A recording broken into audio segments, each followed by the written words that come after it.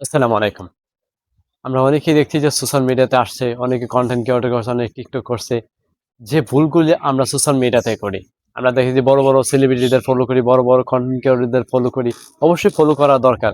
কিন্তু যারা যে লেভেলের ভিডিও বানায় ভাইরাল হচ্ছে আমরাও চাই যে সেই ধরনের ভিডিও বানানোর চেষ্টা করি। কিন্তু আমরা ভাইরাল হই না, ব্যর্থ হয়ে চলে যাই। কিন্তু সেটা করা যায় না। আপনি যেটা প্রতিভা সেটা নিয়ে কাজ করতে হবে। সেটা নিয়ে আপনি অনেকদিন কাজ করেন ৫ মাস, ৬ মাস এবং ১ বছর সময় লাগতে পারে, সমস্যা নাই। আপনি তারপরেও কোনো ধরনের আপনি যেটাতেই কাজ করবেন সেটাকে হাল ছাড়া যাবে না। আপনার প্রতিনিয়তই ভিডিও ছাড়তে হবে। আপনি নিজেও বলতে পারবেন না। যদি আপনার একটা ভিডিও ভাইরাল হয় তাহলে আপনি আর পিছে তাকাতে হবে না। অবশ্যই প্রতিনিয়ত ভালো, ভালো কনটেন্ট এবং কোয়ালিটিফুল কনটেন্ট দেওয়ার চেষ্টা করবেন। তাহলে খুব দ্রুতই আপনি সফল হতে পারবেন।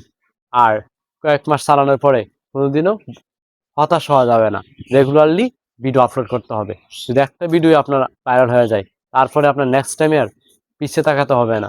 দেখবেন পরবর্তী ভিডিওগুলো এমনিই ভিউ আসছে, সাবস্ক্রাইবার আসছে, সবগুলোই হচ্ছে। আশা করি বুঝতে পারছেন। এমন ধরনের টিপস অ্যান্ড ট্রিক্স পেতে অবশ্যই চ্যানেলকে সাবস্ক্রাইব করে পাশে থাকবেন। ধন্যবাদ সবাইকে।